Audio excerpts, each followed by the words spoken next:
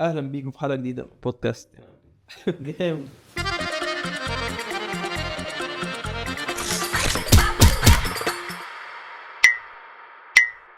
اهلا بيكم في حلقه جديده من بودكاست انا عامل ايه.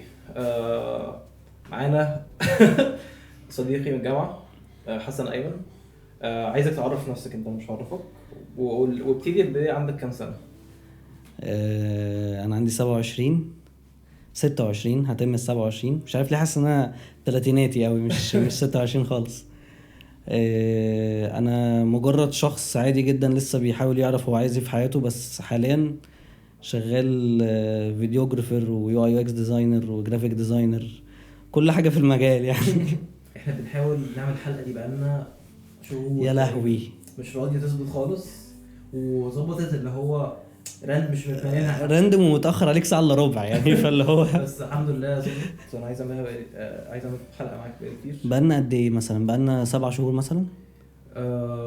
لا 7 شهور مش الدرجات دي، اعتقد 4 مثلا. 4 يعني 4 اللي هو بقى بانتنسيتي عالية، اللي هو بنحاول ان احنا بنتكلم كل اسبوع، اللي هو عايزين طب يلا النهاردة، يلا الجمعة الجاية، يلا مش عارف ايه.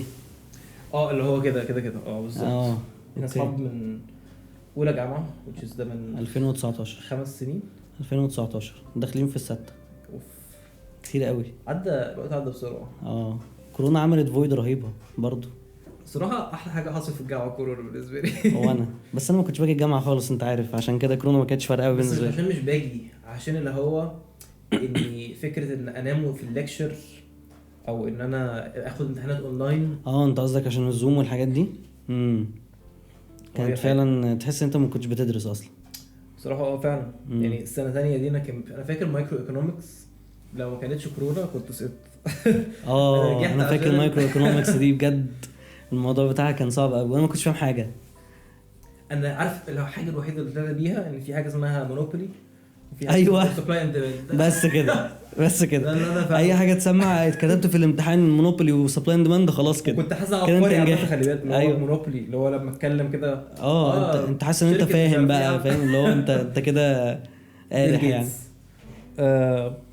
انا اول لما انا مش فاكر احنا اتعرفنا على بعض ازاي. اه انا عشان فاكر برضه عايز اعرف هتبقى هي ولا لا. كنا في ليكتشر في اللي هي مدرجات، امم وتعرفنا على بعض وكده، وانا ما كنتش اعرف حد خالص عشان ما جيتش اول اسبوع. كان يوم خميس انا فاكر تقريبا. اوكي، مش فاكر الدرجه. لا، عشان كان اول يوم انا جيت فيه هو اليوم اللي أنا تقريبا عرفتك فيه. وبعد كده انت جيت قلت لي، يعني قعدنا نتكلم شويه، بعد كده انت جيت قلت لي ما تيجي نقعد مع الناس التانية. الناس التانية بقى دي كانوا شله كده كبيره في الاول، بعد كده اتفرقوا بقى على عشان الميجر برضو وكده. بس حاسس ان احنا اتعرفنا من هنا، يعني حاسس ان هو ده مشي كده، ولا انت فاكر حاجه تانية؟ لان انا فاكر يعني في حاجه فاكرها فيفيدلي، اللي هو لقطه كنا انا كنا في الفود كورت وكنا بنتمشى. مش فاكر يا انا يا انت، حد فينا قال للتاني الشله قاعده هناك، ما تيجي نقعد انت معانا. اللي قلت لي. ايوه انت اللي قلت لي. بس فاكر لقطه الفود انت كورت واحنا انت قاعدين. انت خلي بالك، انت كنت سوشيبل قوي اول كام يوم في فشخ، الجامعه. مش عارف. وبعدها انا انتحرت تقريبا. بعدها بقى انت بالذات اول فتره في الجامعه كنت سوشيال بدرجه بالنسبه لي اللي هو دريننج يعني اللي هو انا مش قادر فاهم.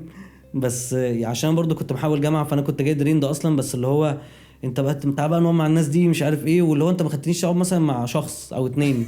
دول كانوا 12 بني ادم تقريبا او 15 حد حاجه كده. انا ساعتها كنت لسه راجع من تونس، وبقى عمالين بنلف بقى ونتعرف على ناس، فكنت جاي طاقه مش طبيعيه. ايوه انت كنت اللي هو جاي، انت كنت يلا. متحمس للجامعه الصراحه قوي كده كده. كنت اللي هو بقى دايما بالنسبه لي سنين الجامعه بقى والكولج ايوه. اكسبيرينس. فكنت عايز كده. وعايز بقى نجامب في البوينت اللي انت قلتها، حته كنت دريند عشان جيت من جامعه ثانيه. قول لنا كده ايه. انا يا باشا كنت في MIU، كنت كمبيوتر ساينس. كنت ليه دخلت كمبيوتر ساينس؟ علشان كنت في علم رياضة، بعدين جبت 81.5 باين حاجة كده. فقعدت بقى داوتس بقى رهيبة، هل انا قادر اصلا على هندسة؟ هل انا قادر على الكلام ده كله ولا لأ؟ قلت طب ما ادخل حاجة علمي وفي نفس الوقت ما فيهاش بقى هندسة بقى والكلام ده ومش عارف ايه. ما كنتش اصلا عارف يعني ايه جامعة خاصة. انا كنت بعدي كده في الشارع في المعادي، اشوف الاقي مثلا باص اسمه جامعة مصر الدولية. يعني ايه اصلا جامعة مصر الدولية؟ بعد كده عرفت بقى يعني. واللي حصل ان انا قلت خلاص هدخل كمبيوتر ساينس. دخلت، عمال بسقط واقول لا انا بس عشان ما بذاكرش، انا هعدي، انا مش عارف ايه. لحد ما جه سمستر 1 سنه تانية، الكلام ده كان في 2017. انا كنت باخد خمسة كورسز، سقطت في 4، والتاني واخر واحده جبت فيها سي ماينس وكانت الكتيف. فمن هنا عرفت ان لا ما فيهاش. بس جيت حاولت مره كمان، بس بعد كده برضو كنت بروبيشن بقى، كنت باخد 4 مواد. كنت بروبيشن فكنت باخد 4 مواد. فبعدين سقطت في 3 ونجحت بواحده برضو.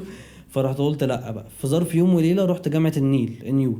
بجد؟ رحت اركيتكتشر، حاجه بقى تانية خالص. ديبريشن رهيب بقى ومش عارف ايه، واوقات كنت بروح لحد الجامعه، من المعادي لحد الجامعه. ما اقدرش ادخل الجامعه، واقوم مكمل لحد مول العرب، اقعد في دانكن دونتس هناك، افتح اللابتوب واشوف فيلم وافطر واروح. والله. واوقات كتير كنت بدخل الجامعه ما بقدرش ادخل المحاضره وامشي برضو، لحد ما ابتديت ان انا ما اروحش اصلا الجامعه، ما اروحش يعني، انزل بس الاقي ان انا مش قادر حتى اروح لحد زايد. فبفضل قاعد في اي مكان في المعادي وبعد كده بروح. لحد ما قعدت افكر مع نفسي كده ايه اكتر حاجه انا بحبها، ايه اكتر حاجه اللي هي باشن فيها. لقيت ان هي التصوير. قلت طب ايه احسن جامعه؟ لقيت ان احسن جامعه MSA. طب يلا MSA، يلا ماسكوم. وكان احسن قرار الصراحه. بس يعني انت كنت في سنه كام لما رحت MSA؟ او قبل ما تنقل السنه يعني؟ كام يعني سني؟ لا في الجامعه اللي قبلها. ضيعت 3 سنين. كنت قعدت خلاص. 2.5 في MIU وسمستر في النيل. اوكي. فالتوتال بتاعهم كان 3 سنين، فانا عدت يعتبر 3 سنين. طب وليه مش معنى مثلا دخلت ماسكوم في MIU او في جامعه النيل؟ لا النيل ما فيهاش ماسكوم. اوكي. ماسكوم في MIU حاولت طبعا، بس ما كانش فيه سلوتس.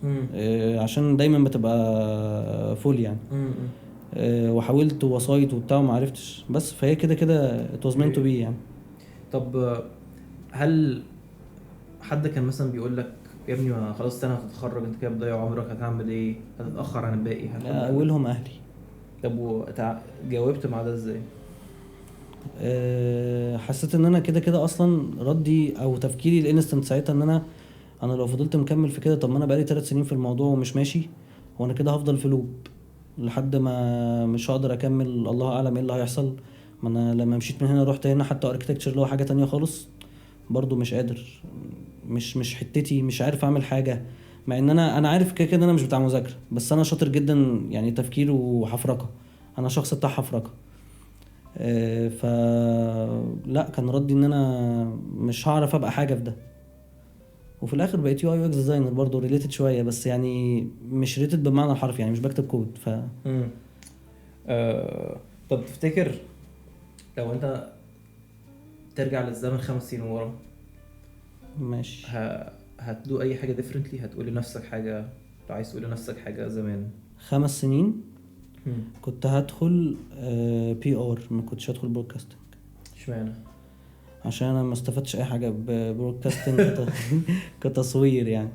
انا حاسس ان انا كل اللي اتعلمته كتصوير كان انا المجهودي يعني. هو الصراحه من اكتر حاجات disappointing في الجامعه بتاعتنا انه انا كنت داخل بقى هتعلم بقى الايديتنج واتعلم التصوير واتعلم الاخراج وافتر افكتس. لو فاكر حاطط امل رهيب على ان انت تتعلم افتر افكتس عشان كان في الكريكولم اصلا، وبعد كده لقيت ان انت مش بتتعلم حاجه. يا دوبك ازاي نعمل سيف وفايل فوق بروجكت جديد على بريمير، وازاي تمسك الكاميرا، فاللي هو الحاجات دي كنت اوريدي عارفها. الحاجات بقى اللي هي سكريبت رايتنج، الحاجات بتاعه الدوكيومنتري والريسيرش والكلام ده اتعلمناه. الدوكيومنتري الحاجه الوحيده اللي ممكن اكون طلعت بيها من الجامعه كلها. بالظبط. يعني لكن اصلا نعمل دوكيومنتري بالظبط، لكن كتصوير لا. عشان كده كنت عايز ادخل PR. لو رجع بيا الزمن كنت ادخل PR فيجراتيكال عشان هتعلم حاجات ماركتنج وهتعلم حاجات، وهبقى في نفس الوقت زي ما انا في حوار التصوير، هتبقى حاجه دبل يعني لذيذه. عامه فاكر ساعتها كنا بنفكر اصل advertising PR theoretical اكتر في حفظ فمش عارف بالظبط. بس اكتشفت احنا كنا بناخد سنه advertising برضو. اكتشفت ان السنه theoretical دي لقيت نفسي بستخدمها في الشغل وبطبقها. يعني فاكر حوار السمارت جولز؟ أيوة. انا لقيت نفسي في الشغل اللي هو حاجه بديهيه بالنسبه لهم. فحسيت ايه ده طلعت بحاجه. ايوه لا لا سبحان الله النظري كان فعلا جايبها. بالظبط. بس يعني ما تعرفش بقى الخير فين. كده كده طب وانت حد كنت في 3 جامعات، اه تجربة الجامعة بقى بالنسبة لك ايه احسن حاجة او اوحش حاجة فيها؟ هي نفس الحاجة، ان انت تعرف ناس كتير هي احلى حاجة واوحش حاجة. اوكي. علشان انا كنت شخص سوشيبل قوي في ال3 جامعات اللي انا رحتها، بس مش هحط MSA في الاعتبار علشان انا ما كنتش باجي كتير يعني. بس فكرة ان انت يعني هي ليه وحشة اصلا وحلوة في نفس الوقت، علشان انت عرفت ناس كتير قوي فانت مبسوط وعايش احلى حياة، اللي هي بقى الحياة الجامعية بقى اللي بتشوفها في نتفليكس كمان ومش عارف ايه والكلام ده. انا كنت عايشها بحذافيرها، وبدل ما عندي مثلا وان بيست فريند انا عندي 10 و20، فاهم؟ بس في نفس الوقت انت في وقت ما بتحس ان انت بلا هوية، انت بتحس ان انت بتنسى نفسك كده، وبتبقى وقت ما انت ادكتد للسوشيابيليتي، وان انت عايز تعرف كل الناس وتبقى كل خطوتين بتسلم على حد وبتتكلم وحاسس انت مبسوط بده. فما بتاخدش بالك ان انت ما بتبقاش عارف نفسك، بتحس ان انت بتأدبت على شخصية كل واحد، فانت فين شخصيتك اصلا؟ انت فين نفسك؟ فاي ستراجلد مع ده كتير قوي، وقت كبير يعني عامه، بالذات بعد ما مشيت من MIU حسيت ان انا مش عارف انا مين، وده كان جزء منه اللي مخليني ان انا مش عارف اقرر اصلا انا عايز ايه، عايز كليه ايه، فاهم حاجه؟ بس مع الوقت عرفت اظبط ده، وحاولت على قد ما اقدر طبعا اخلي علاقاتي مع صحابي يعني، بس طبعا الدايره فضلت تصغر لحد ما بقى الناس اللي تستاهل يعني. بس دي احسن واوحش حاجه يعني، احساس حلو قوي قوي، بس في نفس الوقت ادكتيف وريسكي قوي.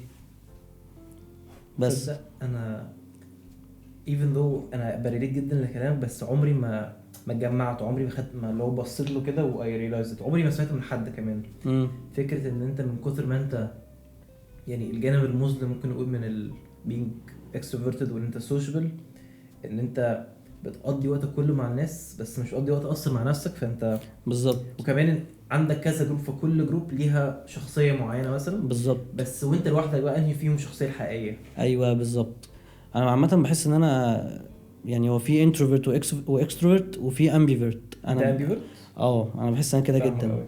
بحس ان انا مع الناس المعينه ببقى اكستروفيرت بطريقه غير طبيعيه يعني، لو حد شافني من بره ممكن يحس ان ده مين ده اصلا، هو مثلا شارب حاجه ولا ايه. بس مع ناس تانية لا، ببقى انتروفيرت بطريقه غير طبيعيه بقى. انا قاعد ساكت، مش انتروفيرت بطريقه سخيفه، بس انا قاعد ساكت عادي. وانت لو اتكلمت انا هتكلم معاك جدا، لكن انا مش هتكلم بقى واقعد افتح في كلامه ومش عارف ايه، وابقى الشخصيه اللي هي فعلا هو انا، فاهم حاجه؟ بس فعلا اول فتره خالص اللي هي بتاعت MIU انا كنت اكستروفيرت، بس كنت اكستروفيرت مع اي حد وكل حد. ممكن يبقى في حد واقف كده، لو انا حسيت بس الوهله ان هو متضايق ممكن اروح اقول له انت في ايه ومالك ومش عارف ايه، وما سيبوش في حاله. كنت جيفر قوي، ابتديت اظبط الحته دي بقى لي 2-3 علشان من كتر ما انا كنت جيفر اتأذيت قوي نفسيا، اللي هو انا مش عارف حتى اجيب نفسي زي ما بجيب للناس، فاهم قصدي؟ وساعتها بقى انا كنت بجيب لاي حد، مش لحتى الحد اللي يستاهل، بس انا كنت عمال بجيب كده وخلاص على طول بقى لاي حد وكل حد، فاهم؟ بسألك سؤال ممكن نبقى داخله سنه فيلسوفيه، بس هل انت كنت بتدي عشان عايز تاخد حاجه ان ريتيرن، حتى ولو حاجه دي احساس بنشوه كده او ان انت فولفيلد، ولا بتدي عشان ايه بالظبط؟ ممكن يكون كان عندي نقص مثلا، مش عارف، ممكن يكون كان عندي فويد وكنت بفولفيلد بده، او اللي انا مقتنع بيه اكتر يعني، كده مقتنع ان كان في فويد نوعا ما، انا ما اعرفش من تروما مثلا او حاجه، بس المين اسبكت او المين بوينت ان انا شخص بطبيعتي جيفر، فاهم قصدي؟ ما بحبش اشوف حد متضايق، بحب اجيب اقول لاي حد، بالذات الناس اللي بحبها.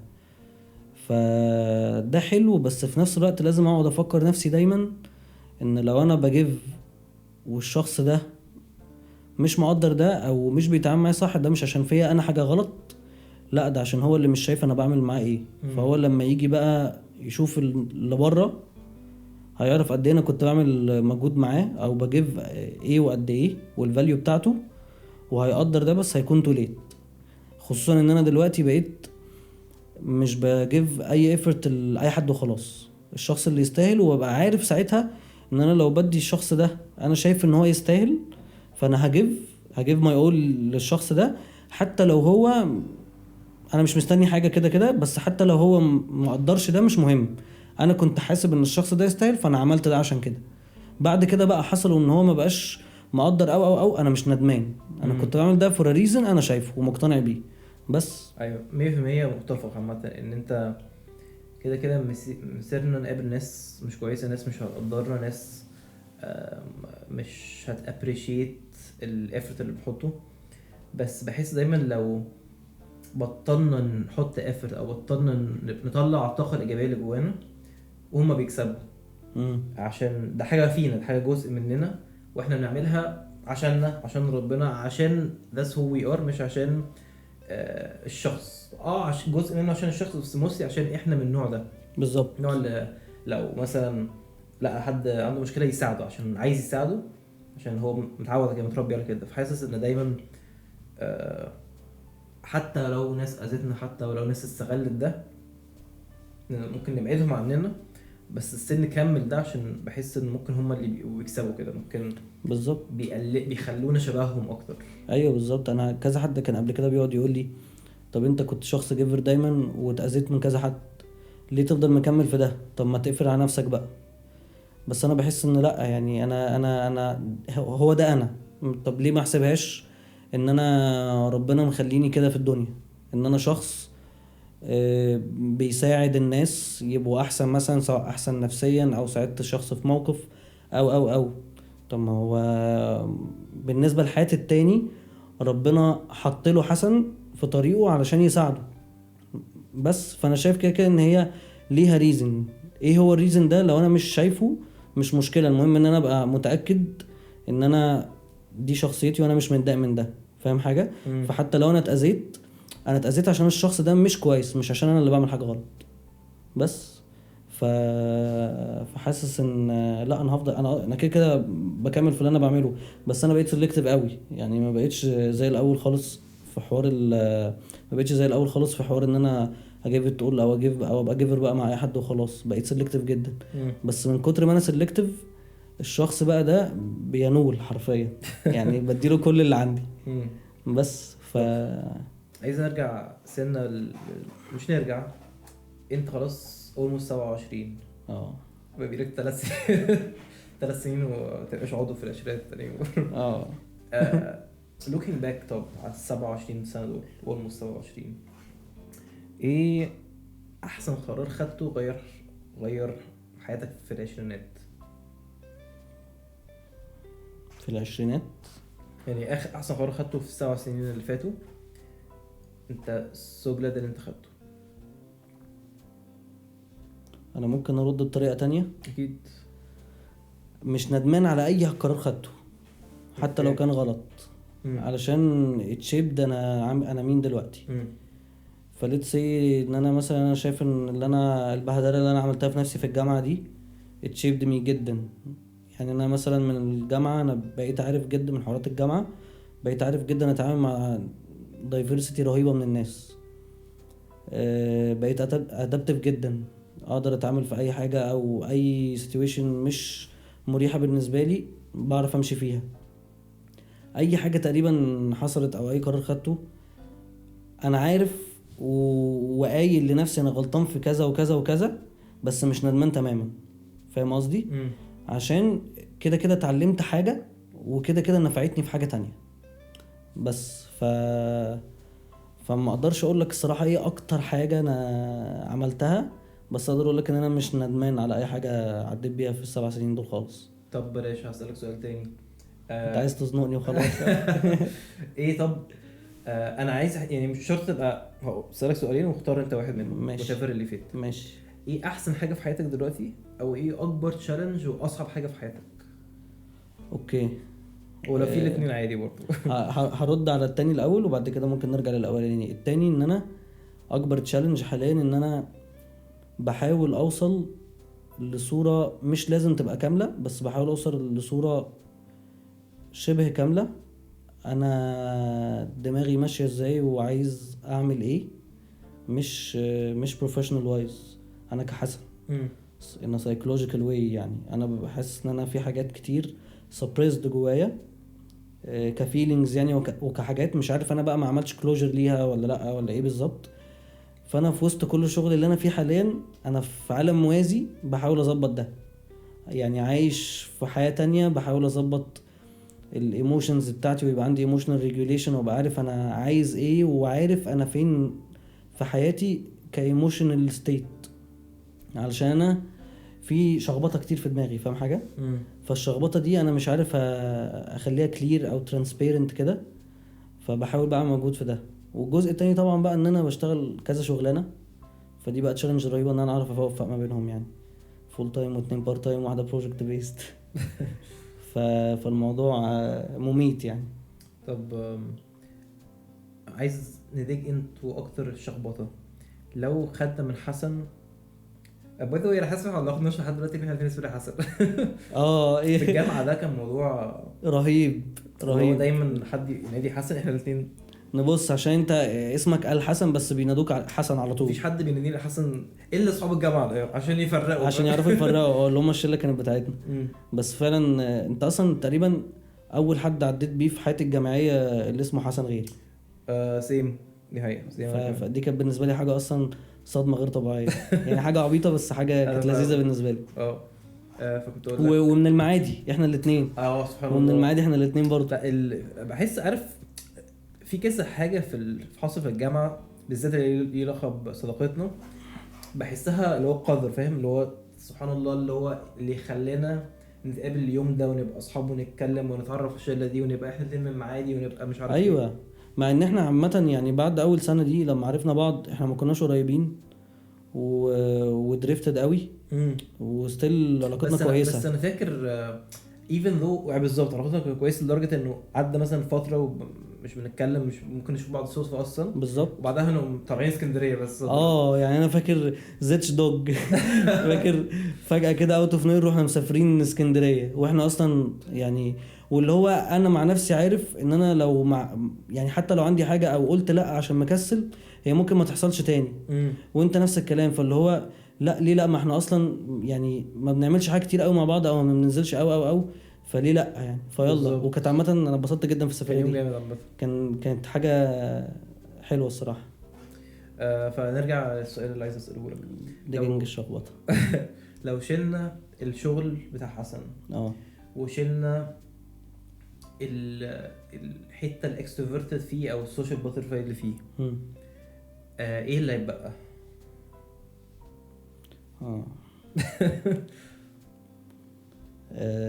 حسن الانتروفيرت اللي بيستراجل مع نفسه في حاجات كتير عامه. يعني انا اوقات كتير قوي بحس ان انا emotionally drained ومش عارف ليه، متاكد ان في سبب بس مش عارف ايه هو، معرفش ده بسبب ايه، بس دايما بتسحل بقى، دايما بتسحل جامد. فلو شلنا يعني عارف انا ساعات بفكر قوي هل انا بشتغل كم الشغلانه دي ليه اصلا؟ هل عشان الفلوس؟ لا. هل علشان عايز اتشيف حاجه في كاريري؟ ما انا لو مركز في كل ده مش هعرف اركز في حاجه اكتر حاجه عشان اوصل بقى منها وبتاع. فتوصلت ان انا الحاجه اللي تقريبا المين اللي بتخليني اشتغل كل ده ان انا ما اسيبش نفسي لدماغي. عايز تسحل نفسك عشان بالظبط مش قاعد مع نفسك لوحدك. بالظبط. مع اني اخر بقالي 4 شهور مثلا دريند جدا، لكن انا مش قادر اشتغل، مش قادر اعمل اي حاجه، انت فاهم يعني بعملها بص بالظبط. بس في نفس الوقت مكمل ومش قادر حتى جيف اب عن حاجه فيهم. بالعكس لما بيجي لي حاجه ما بقولهاش لا وبتمشي بتاعت ربنا بقى. بس فعلا بيبقى المين ريزن عشان ما اسيبش نفسي لدماغي. المفروض اسيب نفسي لدماغي عشان اعرف بقى اكلير الكلام ده، بس مش بس شكلي كده مش بعمل ده علشان يمكن مش قادر اواجه لسه دلوقتي كده يعني مش عارف. هقول حاجه قد تبدو unrelated بس هتشوف هنرجع لها يعني. اوكي. عارف كان دايما بيمبرس مي انت والسفر، علاقتك بالسفر.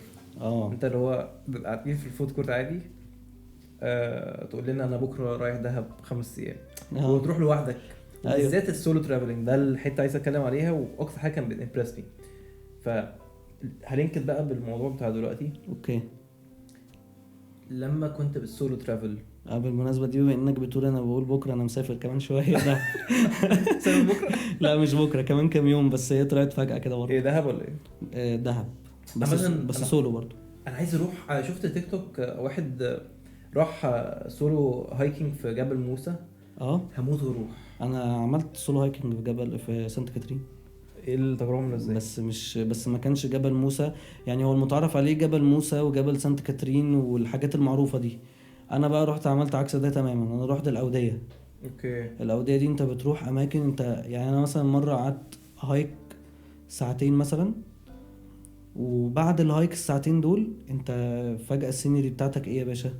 بيت كبير قوي بروف توب في وسط لا شيء، وفي حاجة زي تراس كده بره وبتقعد عليه، الناس عمالة بتشرب بانجو ولا ويد ولا مش عارف ايه، وبيعملوا شاي من احلى الشاي اللي ممكن تشربه في حياتك. وانت تحس ان انت في عالم تاني يا حسن، انت في عالم تاني وموازي. وبعدين مفيش حد هناك، يعني انا اوت اوف نو وير مثلا انا رحت مره صد رد في نفس اليوم، عملت هايك للمكان ده وقعدت هناك 3 ساعات ورجعت القاهره. صد رد سانت كاترين في نفس اليوم. ده تعب قوي. رحت بالظبط، وصلت الساعه 10 الصبح، قعدت في مكان فطرت واتغديت فيه، بعد كده قابلت الشخص البدوي اللي هيبقى معايا، رحنا لحد هناك قعدنا شويه، كنت رايح عشان اصور 4 صور بالظبط. رحت صورت ال4 صور وفضلت قاعد، وكنت سايب الكاميرا بالترايبود بقى تصور حاجات يعني في السماء وكده.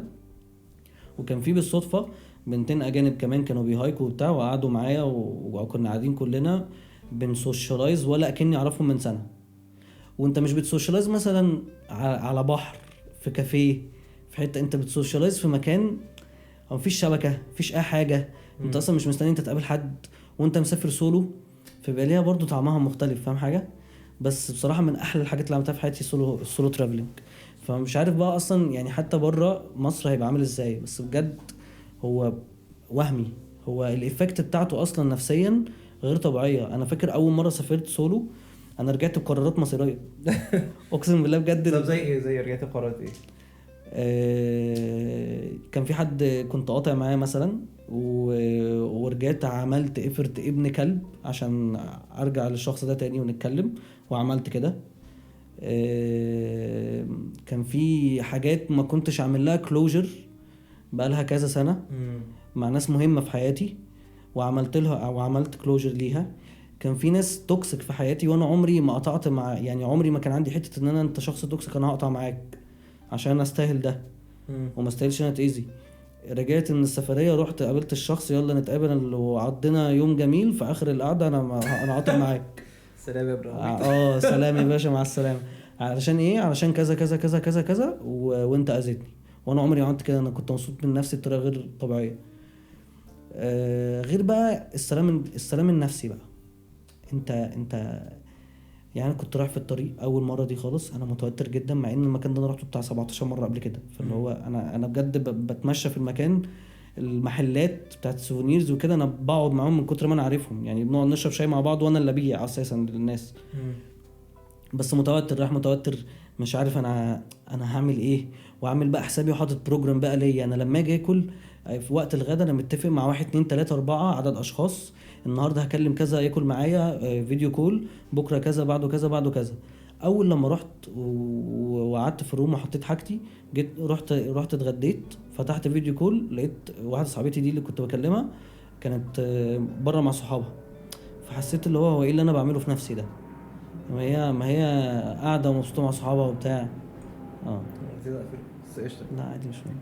ما هي قاعده مع صحابها ومبسوطه وبتاع، طب انا ليه اصلا بريلاي على حد في ان انا ابقى مبسوط او ان انا ابقى بقلل من توتري او طب ما اجرب، ما انا كده فيها، ليه ما اعملش كده؟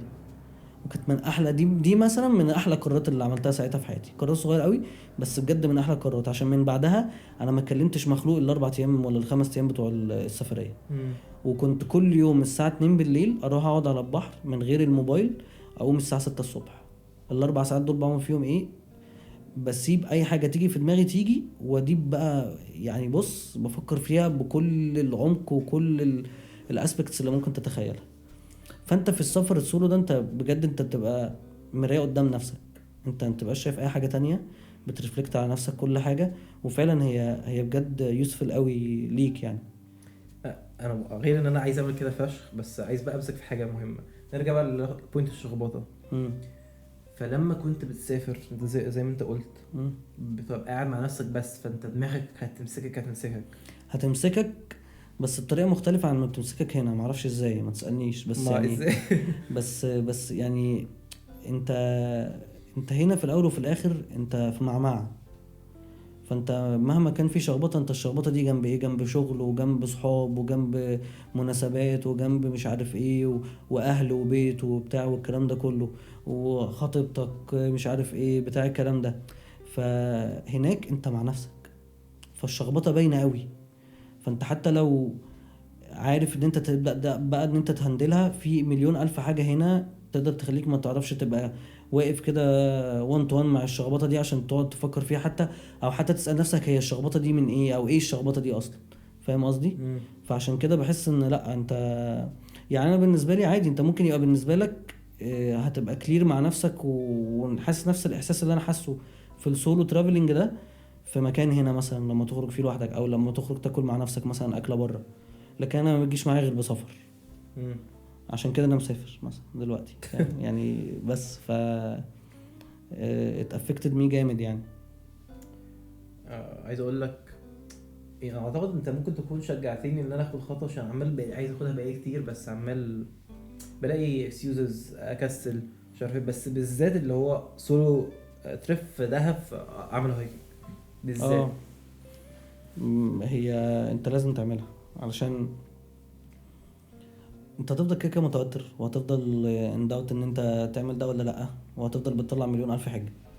ف شوت وان شوت على طول، احجز التيكت او روح، او يا باشا روح اقرب بنزينه هوب يلا على طول فاول واطلع. هي ما فيهاش غير كده.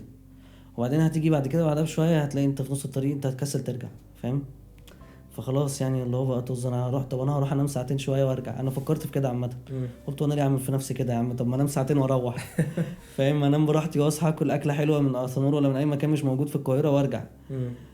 بس فاللي هو انت هتكسل يعني، انت هتحط نفسك في حته انكمفورتبل قوي، وهتلاقي من وانت وعامه دي حاجه رياليستيك قوي ان انت لما بتحط نفسك في حاجه مش مريحه فعلا بتكتشف حاجات في نفسك يعني.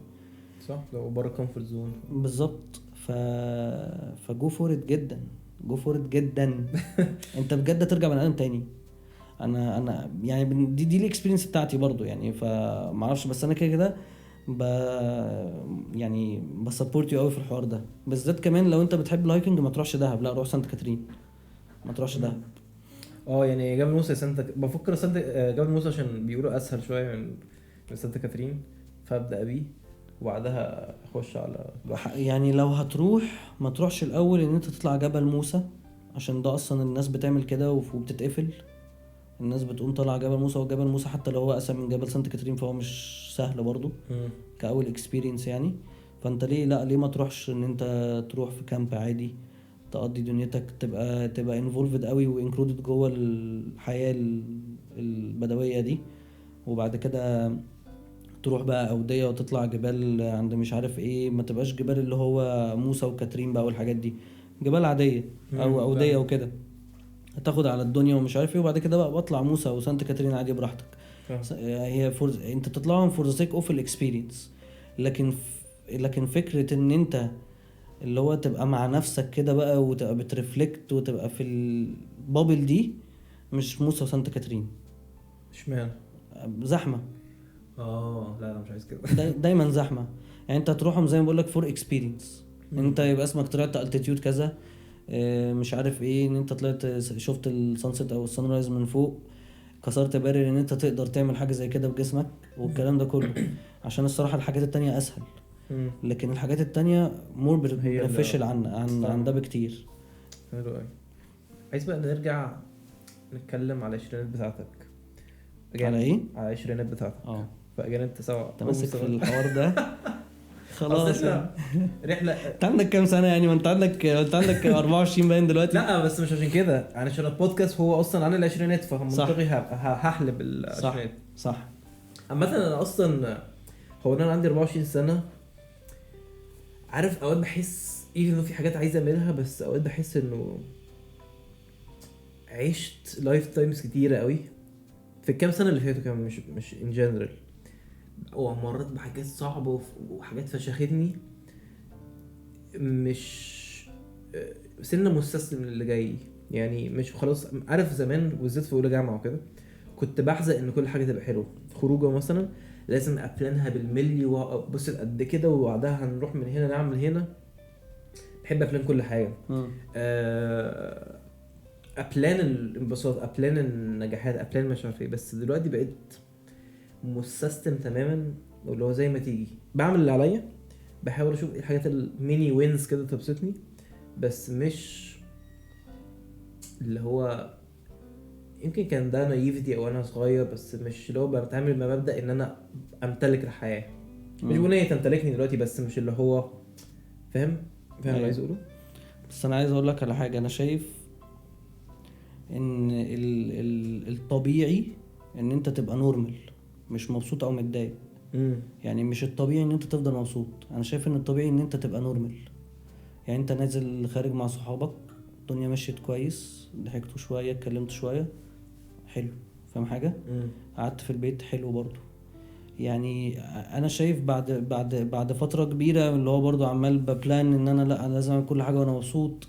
انا لو نزلت مثلا مع صحابي النهارده وحصل حاجه او ما مشيتش على اللي كنت راسمه في دماغي، يبقى هتضايق جدا ومش عارف ايه. يعني انا عشان بقالي 7 سنين، كنت قعدت 7 سنين في الجامعه، كنت راسم كميه سيناريوهات لحفله التخرج غير طبيعيه. انت مش فاهم، غير طبيعيه. انا كنت بقى فاهم وبسمع بقى اغاني واتخيل عليها بقى وحوارات، وانا اصلا شخص بايماجن جدا. وكنت فاكر ان انا بقى هنفجر بقى ايموشنالي ومش عارف ايه، ولا حصل اي حاجه. لذلك انا حتى حسيت اللي هو من كتر ما انا كنت حاطط اكسبكتيشنز disappointed جدا. فاهم؟ مع ان realistically speaking انا يعني كانت graduation تحفه، وبسطنا وتخرجنا، فاهم حاجه؟ وحسيت ان انا كسرت بارير مش عارف اكسره بقالي 7 سنين. ف بعد ما بتعدي بحاجات كتير، انت بتحس ان الحمد لله ان انت نورمال. مش هقول لك بقى الحمد لله انت مبسوط او الحمد لله انت متضايق، لو مبسوط خير وبركه، بس الحمد لله ان انت نورمال. ده الطبيعي اصلا. هو الطبيعي ان انت تبقى في يومك نورمال، صاحي، رحت الشغل، رجعت، عرفت تنزل الكلام ده كله. ده النورمال. ده انا حاسس ان ده البالانس بتاع الحياه، ان انت وانت نورمال ده انت تقول عليه الحمد لله. فاهم حاجه؟ 100%. بس لو اتحسبت كده، وفي نفس الوقت انت بتعمل اللي عليك، خلاص يبقى انت اصلا هتحس ان انت مرتاح وانت كده. هتحس ان انت لما تيجي ترفلكت كل فتره على اللي انت بتعمله، هتحس ان انت مبسوط بالراحه الطبيعيه اللي انت فيها. ان لما بيحصل مشكله لا قدر الله، انت مش بتتضايق، بس عارف ان انت بتعمل اللي عليك مثلا، فخلاص اللي يحصل انا كده بعمل اللي عليا. فاهم؟ بس وان لما بيحصل حاجه تتبسط فيها او تبسطك، انت تتبسط فيها قوي. عشان كده دايما اي حاجه باجي اعملها بفكر نفسي في الاول او اول دقيقه مثلا فيها. اي حاجه بعملها مهما كانت، حتى لو تافهه يعني، فاهم؟ لو هقعد اغني وانا في المطبخ مثلا وانا بعمل اكل، اديها حقها.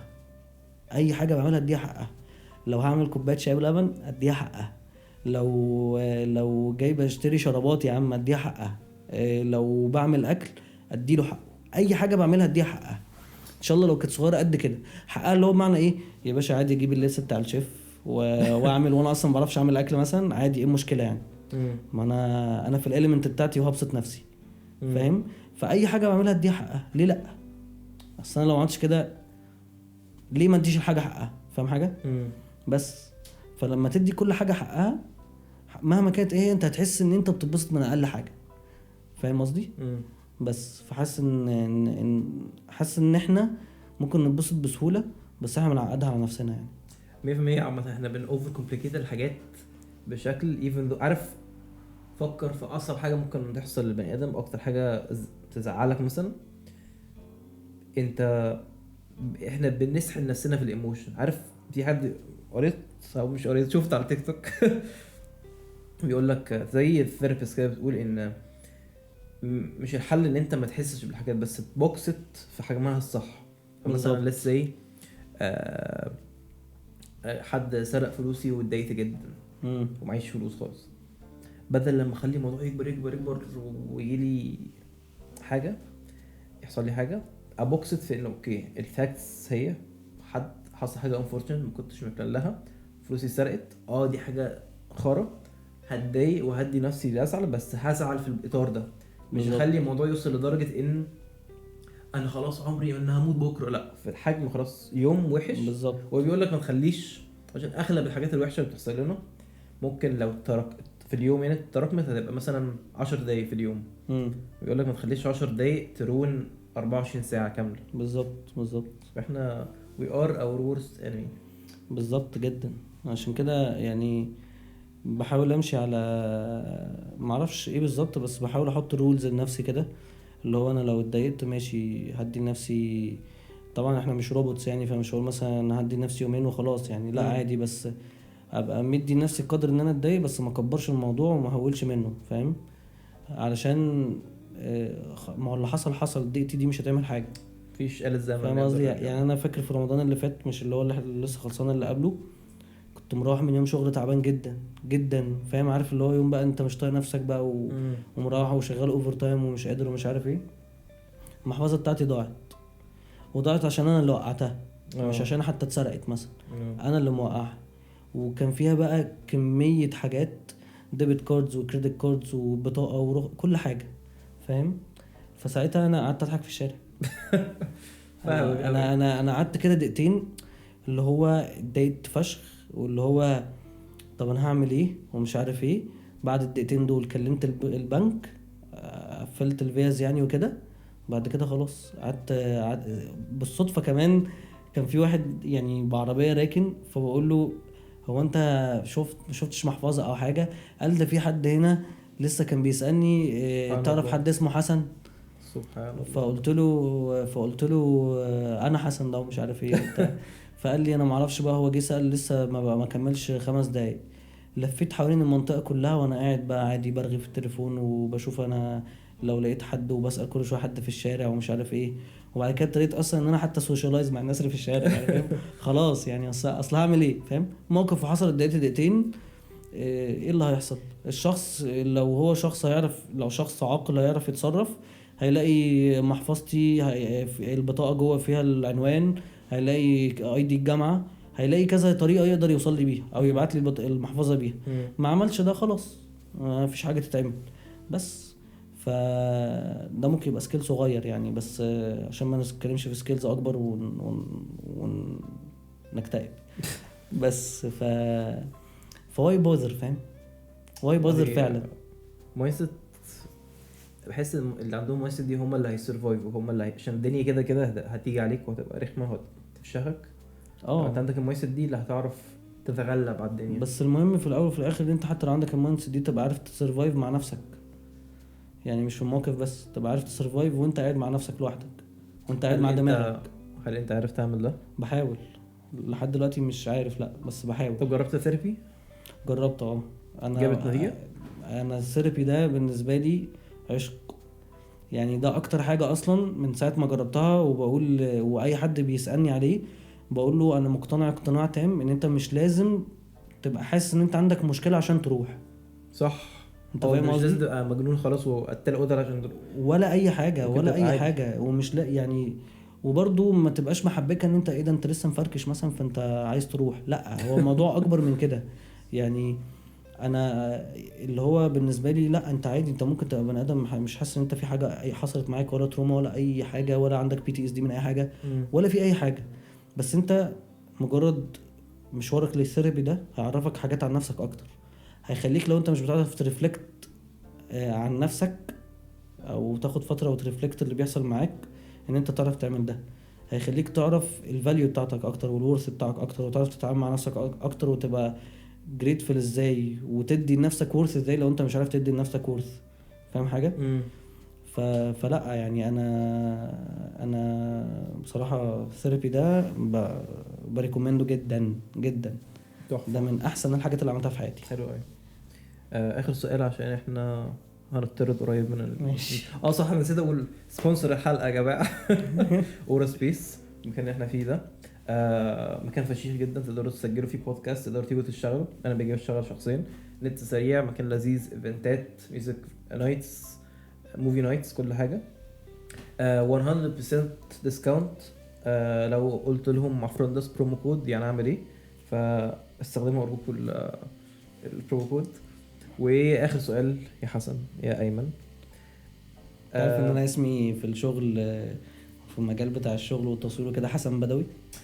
في بقى معلش البوينت دي محتاج اقولها قبل ما تدخل انت يا اسطى، انت بحس بتغير اسمك كل شهرين. لا خالص. انا فاكر في الجامعه كنت اسمي عليه. حسن ايمن، وبعدها كنت حسن بدوي، وبعدها كنت حسن. حسن انا فاكر كنت حسن او حسن حاجه بس غير بدوي لا انا غيرت يعني. انا اسمي حسن ايمن، بس بعدين لما ابتديت بقى يجي لي شغل كتير كنت عايز افرق ما بين ده وما بين ده. فاهم حاجه؟ طب ليه؟ مش بتمثل؟ ما انا عارف بس مش عارف، حسيت ان هو يعني كذا حد من صحابي وكذا حد من صحابي اللي في المجال بقى عامه كانوا بيقولوا لي خلي اسمك او اليوزر نيم بتاع الاكونت بتاع اللي هو اللي عليه الشغل وكده حسن بدوي. هو ده عشان هل بدوي عشان بتروح دهب كتير وكده، ولا هل في لا حته عيلتك اسمها بدوي ولا ايه؟ مش عارف، لا ما فكرتش في الموضوع. بس يعني بس هي جت كده صدفه، ممكن يكون يعني هعتبرها كده. هعتبرها كده، ما عنديش بقى اقول له كده. بس لا يعني انا صحابي يعني زيك مثلا، انت عارف ان انا اسمي حسن ايمن، لكن من شهر مثلا 9 اللي فات او 8 اللي فات اي حد عارفني من يوميها حسن بدوي. ما حدش عارفني كحسن ايمن خالص. بس اعملوا يا جماعه فولو لحسن بدوي وحسن ايمن في نفس الوقت، وهو يختار بقى يعمل اكسبت مين. ماشي. كان ايه اخر سؤال عشان انت ما سالتوش؟ اخر سؤال، انت شايف الصراحه ما شاء الله عشت 20s fruitful قوي، فيهم experiences unique، فيهم experiences خلوك شخص ناضج، خلوك ماتشور، خلوك well rounded person كده. تفتكر ايه اللي ناقص، او ايه النكست ستيب، الحاجه اللي انت لسه ما عملتهاش وعايز تعملها؟ ومش شرط يبقى كارير، ممكن يكون بيرسونال، بس حاجه لو خدت بالك مفيش حاجه اصلا في الحلقه خالص قلت عليها ككارير اساسا. دي حاجه جامده عامه، عشان انا مش مركز خالص حاليا في ان انا عايز اوصل بكاريري فين، على قد ما مركز على نفسي. فاهم حاجه؟ بس اكتر حاجه عايز اوصل لها دلوقتي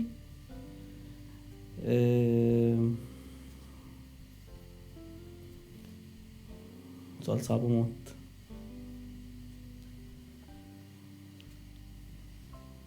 حاسس ان انا عايز اوصل لستيت اوف مايند ان انا ابقى عارف اريجوليت ماي فيلينجز والايموشنز بتاعتي، وانا عارف كده كده ان انا يعني متصالح مع نفسي في كل حاجه. ولو مثلا في حاجه انا غلطان فيها او في حاجه انا حاسس بيها بقول انا حاسس بده او انا غلطان في ده او فانا كده كده بواجه نفسي عادي، ومش مش بضحك على نفسي خالص. بس حاسس ان انا حاليا اللي محتاجه واللي عايز اوصل له ان انا يبقى عندي ايموشنال ريجوليشن جدا وايموشنال ستابيليتي. وده بيجي مع ان انا بقى اقعد ارفلكت على نفسي كتير، وان انا بقى يعني بالنسبه لي انا بروح ثيرابي كتير فقشطه، ده بالنسبه لي حلو، مش كتير قوي يعني.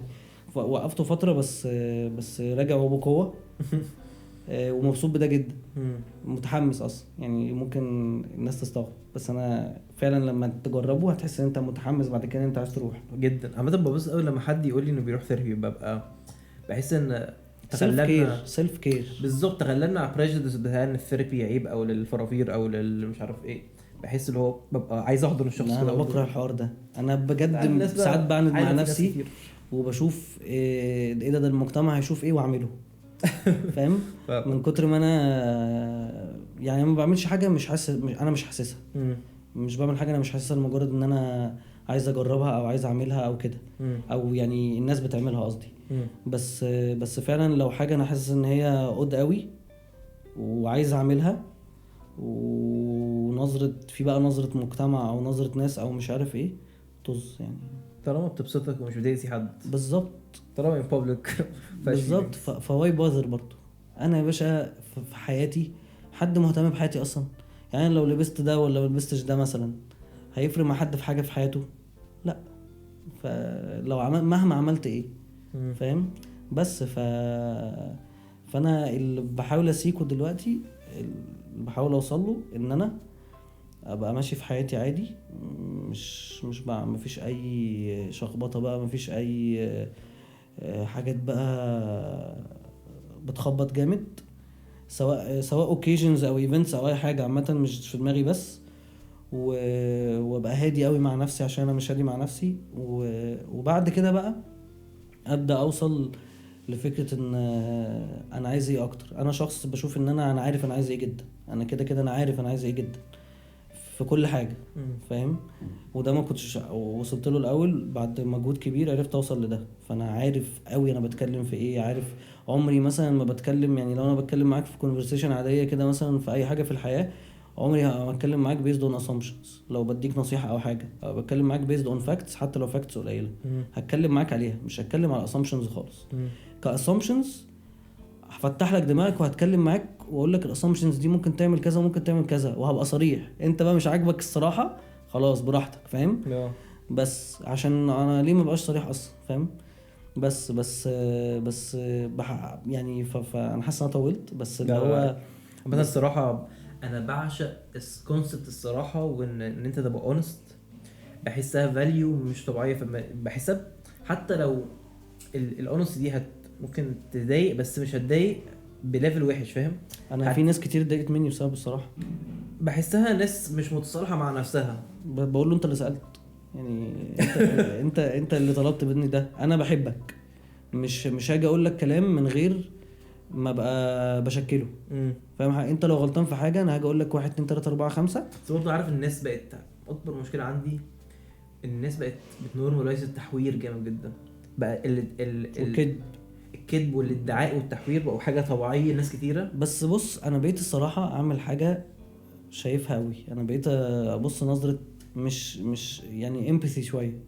بيصعبوا عليك يعني؟ مش بيصعبوا عليا على قد ما اللي هو انا بقعد اقول لنفسي لا هو مش بيكذب عليا على قد ما هو بيكذب على نفسه. هو في دينايل مع نفسه، هو ديلوجن مع نفسه أصلاً. انا مش فارق لي اصلا انت تكذب عليا ولا لا، انا مش كسبان حاجه منك ولا خسران حاجه منك، فاهم؟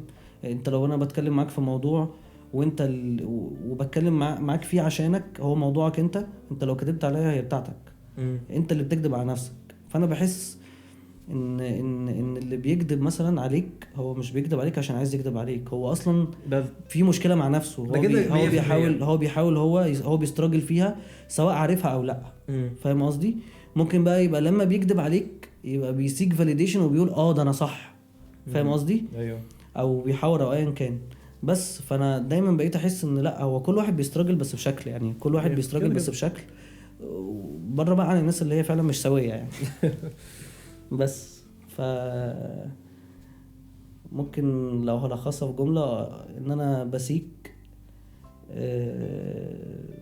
emotional regulation و emotional stability. جامد، حلو قوي، اكتر حاجة يعني. ان شاء الله هتلاقيهم ان شاء الله. اتبسطت فشخ بجد انت جيت وانا كمان لقد هرمنا اخيرا. لقد هرمنا جدا جدا هذه اللحظه. مش عارف ليه حاسس ان احنا ما اتكلمناش في 10% من اي حاجه ممكن نتكلم فيها. انا يعني حاسس ان احنا ممكن نقعد 4 ساعات ايزي. وعامه اتخيل هقول لك تعالى نعمل حلقه كمان كده بس ممكن نبقى متفقين بقى على هنتكلم في ايه بالظبط علشان نتكلم في ديب بقى. بس عامه اتبسطت ان هي كونفرسيشن كانت فيري كده. ده حاجه بسيطه بالظبط. الصراحه العشوائيه في حاجه زي كده حلوه قوي. بالذات لما حد اوريدي عارفك، فاهم؟ فاللي هو مش بالظبط. اغلب الوقت بحضر اسئله قوي لو حد ما عرفوش قوي، فاهم؟ بجد. كل ما بعرفه اكتر كل ما الاسئله اللي بحضرها بتقل. عشان الدنيا بتفلو كده مع نفسها. بالظبط. بس فاتمنى الحلقه تكون عجبتكم. ما تنسوش تعملوا لايك فولو والحاجات دي، واشوفكم الحلقه الجايه مع يعني نعمل ايه بودكاست. باي باي.